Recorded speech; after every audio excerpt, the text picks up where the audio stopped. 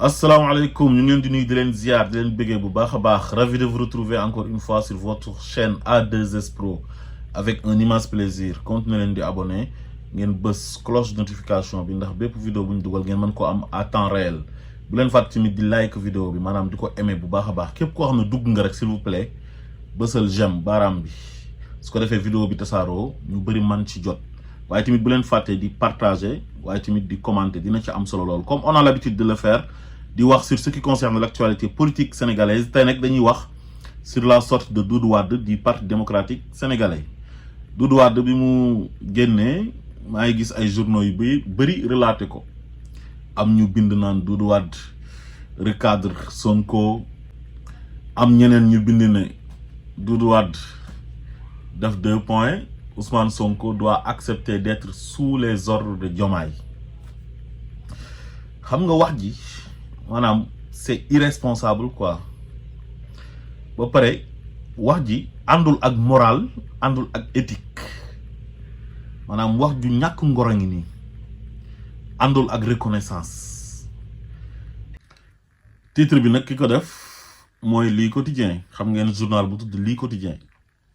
ki ko moom mooy le plus grand journaliste corrompu de l'histoire du Sénégal, le grand mercenaire de la plume de l'histoire du Sénégal. kooku mooy Babacar John nga xam ne moom mooy le plus grand ennemi de Ousmane Sonko boo ko tegaloon mu dóor ko balu fetal mu dee xam nga lu tax dafa am lu mu daan am ci nguur gi passé yaakaaroon ko ci Amadou Ba yaakaaram tas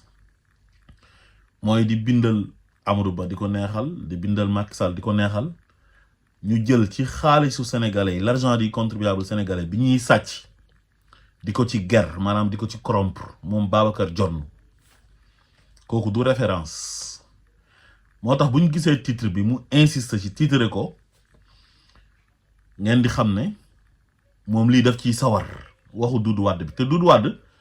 ñoom journaux yi invité wuñ ko woon de grand jury lañ ko invité woon démb ci dimanche bi ñoom ñu reprendre waxu Doudou Wade ji def ko à la une mais Sonko mënu leen ci moom dara wallahi da ngeen di sonal seen bopp koo xam ne bu mu nekkee dans l'opposition ngeen di acharné wu ci kawam di ko fenal di ko sosal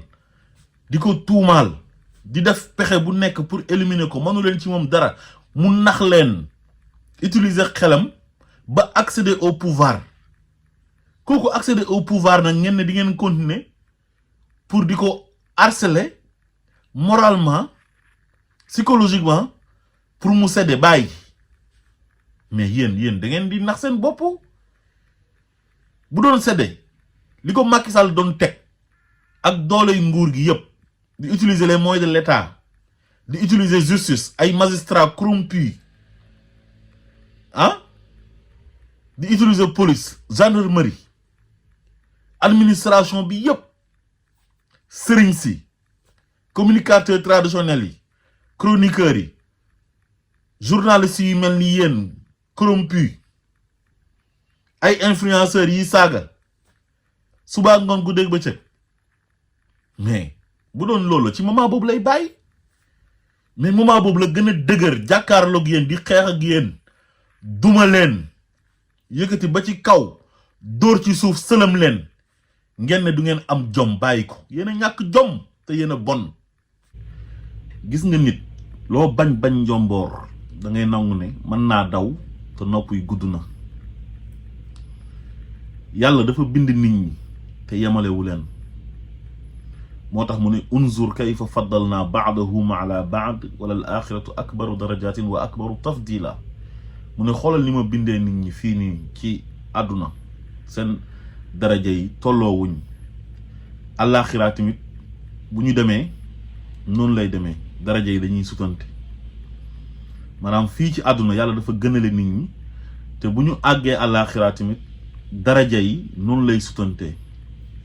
yàlla dafa gënale ba gënale yonent yi 124,000 yonent la yónni 25 la tudd ci alquranul karim ci 25 yooyu mu génnee ci 5 ne ñooñu ñooy ulul azmi yi maanaam ñu gën a tedd ci yonent yi moo tax moom wax na ko sax ci alquran moom yàlla mu ne tilkal rusulu faddalna ba'dahum ala ba'd mu ñëwaat waxaat na wala xadd faddalna ba'da nabiyina ala ba'd.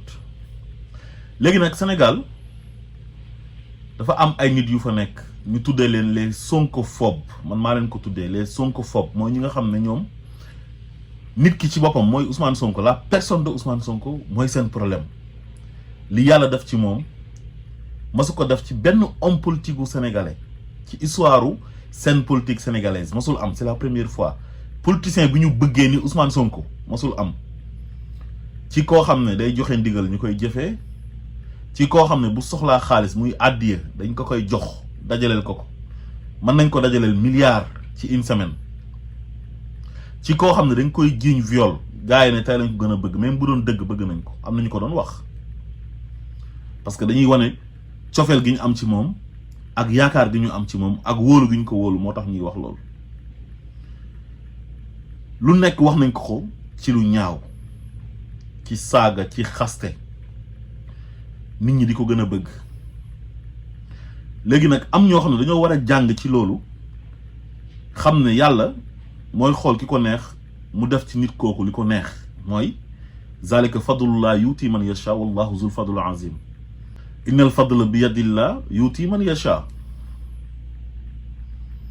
yàlla mooy xool ngëneel def ko ci jaamam bi ko neex,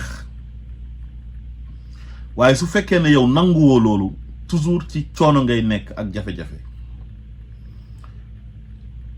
Ousmane Sonko moom la Sénégalais yi bëgg ne dañ ko bëgg a fal président de la République. képp koo xamante ni yow sénégalais nga xamoon nga loolu ne élection fu mu amee balaa midi di jot Ousmane Sonko day gagné. Macky Sall loolu la xam, moo tax mu ne Ousmane Sonko du fi nekkee candidat, dem activer ay magistrats yam, ay juges corrompus ak procureur corrompu ne dañ koy song pour daaneel ko mu bañ a nekk candidat, di ko créer ay dossiers judiciaires.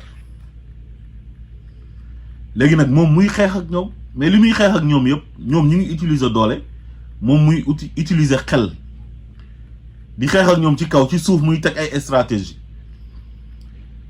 mu dem ak ñoom ba sës, maanaam ca cappaandaw ga muy conseil constitutionnel, ñu defal Macky Sall li mu bëgg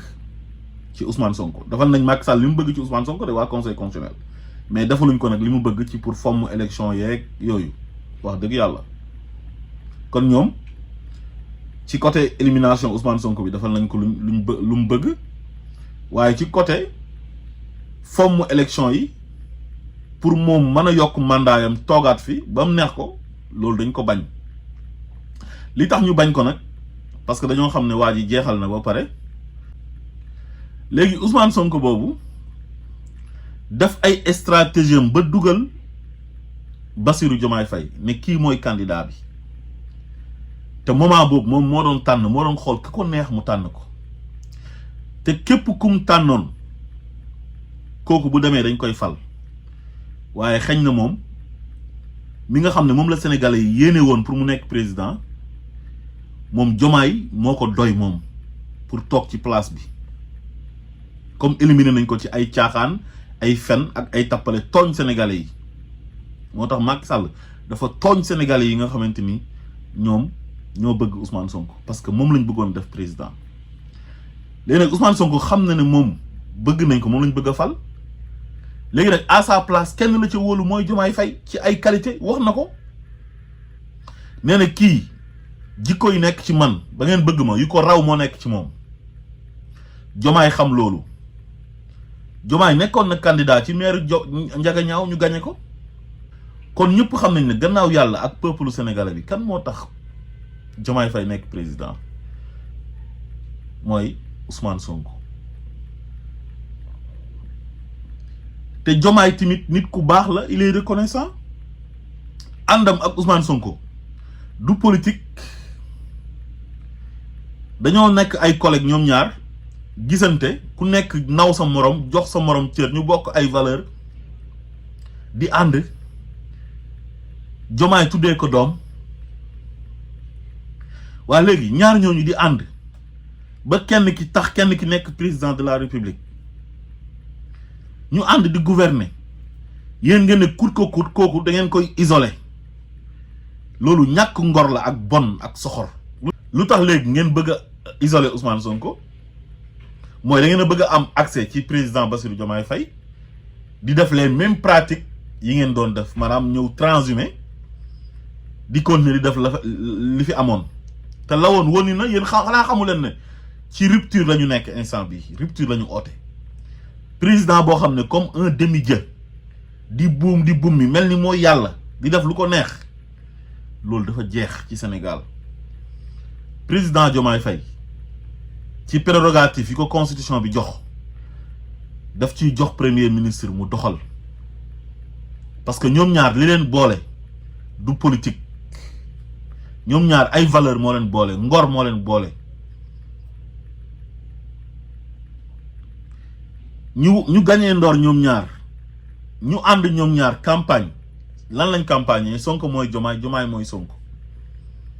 ba yàlla may leen ndam ñu war a ànd gouverner ngeen xam ne Ousmane Sonko ku am fula la ku am fayda la mooy nekk garde-fou bi seen diggante ak Diomaye ngeen ni léegi kut ko kut kooku di ngeen ko jaxase ak Diomaye di wax pour Diomaye yëg boppam après bàyyi Ousmane Sonko yëg ngeen ñëw dugg Diomaye du def loolu ba àdduna du tukki dafa am nit ñoo xam ne du ñu wor te Diomaye du genre nit boobu te bu ko defee du ko jik da ko dul def sax waaye bés bu ko defoon du ko jik yorul jikko boobu te gis na ñi ko fi doon def ci Sénégal li leen mujj dal ñi nga xam dañu doon war ci politique yàlla wan na leen seen bopp yéen ñi war ci politique ba gis ko xam ngeen leen te gis ngeen leen ñu ngi Sénégal xam nga li ngeen doon dund moom ngeen bëgg loolu continuer di am président boo xam ne da ngeen koy def comme yàlla moom day fal ay ministre fal premier ministre am ay directeurs généraux am ay conseillers après lépp di dajewaat ci moom mais benn nit est-ce que mën na nekk fépp on ne peut pas être au four et au moulin loolu mënta nekk te loolu moo tardel Sénégal mais nit yàlla fal na la def na le président nga tànn premier ministre tànn ay ministre mais ñooñu timit responsabilité la ñu am ci gouvernement bi lu ñu war a doxal da nga leen war a bàyyi ñu doxal ko mais seen wax yi ngeen di wax nii ay waxu seytaane la te wax yi baaxul te su fekkee Diomaye ngeen di xaar pour mu am ak Ousmane Sonko problème te loolu ngeen bëgg loolu du mas a am ba àdduna tukki man dama jàpp ne Doudou Wade yow mag bi nga doon sage bi nga doon da nga waroon a nekk koo xam ne da nga naan Diomaye na déglu Ousmane Sonko nay bàyyi xel conseil Ousmane Sonko ndax li mu doon gannaaw yàlla ak peuple sénégalais bi Ousmane Sonko moo tax mu doon ko te loolu mooy réalité loolu mooy dëgg Diomaye xam na ko sénégalais yëpp xam nañ loolu donte Diomaye lañ fal mooy président de la république mais Ousmane Sonko nangul na ko loolu buy wax sax su turu président Bassirou Diomaye Faye lay wax jox ko cër ba pare yéene ko est-ce que bu ko yéene wutoon présidence bi dina ko def candidat ku doon keneen lay tànn wala mu ne comme man éliminé nañ ma léegi man damay bàyyi ndiku comme ñeneen ñi ñu daan def Macky Sall bu mu éliminé Khalifa Sall waa taxawu Ndakaaru amuñ candidat bu mu éliminé yéen seen candidat bi Karim Wade mais yéen amu leen woon candidat parce que da ngeen a misé woon yéen ñëpp ci Karim Wade Ousmane Sonko nag générosité bi mu am xam na ay affaire ndomba tànk ay nekk président de la république loolu du dara pour servir sa dëkk la donte yéen affaire ay daraja ngeen ko jàppee ba yëg seen bopp su ngeen ko nekkoon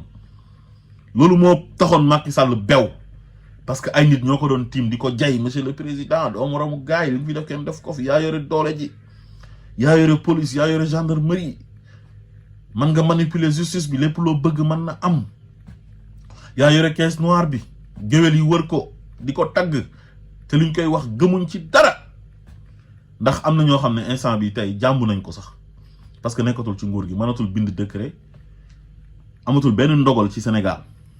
Ousmane Sonko ak Diomaye nag ñoom loolu de lijjantiwuñ ko faalewuñ loolu parce que affaire àdduna ak affaire daraja intéressé wu leen bu leen intéressé woon ay milliardaires lañu nekk seen ay moromu inspecteur des impôts et domaines ña nga nekk foofu nekk ay multimilliardaires sàcc suufu sénégalais yi jaay ko di dem di contrôler ay yenn entreprise yu mag yi bu ñu waree fay impôt ñu ger leen ñu wàññil leen lu ñu war a fay wala duñ fay ñooñu nekk ay nit ñoo xamante ni ay homme de valeur lañ seen jikko yu rafet yooyu ñu wan ko sénégalais yi adhéré wu ci ne ñun lii lañ bëgg façon nit ñi lañ bëgg ñooñu ànd def seen campagne ci Diomaye mooy Sonko Sonko mooy Diomaye ñu ànd ba am ndam ngeen ne léegi ki tax Diomaye nekk président dafa war a sëru Diomaye yéen a bon yéen a soxor yéen a xaraam man lan ngeen bañee Ousmane Sonko man ba yéenewu leen ko jàmm man loolu laa xamul fu mu nekk nii ñu ci bëri tey ci Sonko fob yi xam na la ñuy def Diomaye la ñuy tagg di saaga Ousmane Sonko ñàkk ngor ak bon ak ñàkk nangu lu yàlla di dogal weesuwut loolu présidence gi ngeen ko ñàkk yéene incha allahu rabbi dina ko nekk te Diomaye mi nekk président nii moo gënoon a yéene Ousmane Sonko mu nekk président yéene bi mu yéene Ousmane Sonko nekk président ba Kër Massar mu fa doon xaacu nan ko yaay suñu candidat amuñ plan A amuñ plan B yaay suñu plan A yaay suñu plan B yaay suñu candidat innamal a'malu binniyati wa innamal likulli imrin ma nawa loolu la ko yàlla fay moom président Bassirou Diomaye Faye bi muy wax loolu Kër Massar keroog boobu yàlla mu ngi koy wax ne ko yaa ngi yéene sa waaj yi nii mu nekk président waaye yow yaay nekk ji président après moom mu nekk sa premier ministre léegi lan moo tax yéen ay ñaar nit bu ñuy ànd rek ngeen bëgg coûte que coûte après kenn ki jàmbu kenn ki ñu am problème ñoom ñaar façon politique boobu noonu ñun xewil nañ ko ñun politique bu set bu sell bu ànd ak jaamu yàlla boobu la ñuy incarné ngor reconnaissance politique boobu la ñu oote liggéeyal réew mi te yàlla tax xam ne doole ji nga am sénégalais yi ñoo la ko jox amoo doole ana Macky Sall mi daan dóore di tëje di bind ay décret di fal di folli est-ce que mënati na ko ana Ablaye Wade est-ce que mënati na ko ana Abdou Diouf est-ce que mënati na ko ana Senghor est-ce que mënati na ko moom sax génn na àdduna far moom Senghor ñii nag loolu lañ xam ci seen àdduna dañoo xam lan mooy àdduna nekk ñoo xam dañoo am diine xam ne kullu man alayha fanin lu dul jeex amul bokkuñ ak yéen am leen ngor li yàlla may Ousmane Sonko nangu leen ko bàyyi leen soxor baaxul rupture la ñu oote Ousmane Sonko prérogative yi président am daf ko ciy jox mu doxal li mu war a doxal président li mu war a doxal mu doxal ko yeneen ministres yi kenn ku ci nekk ak directeur généraux yi ku nekk li nga war a doxal nga doxal ko asalaamaaleykum wa rahmatullah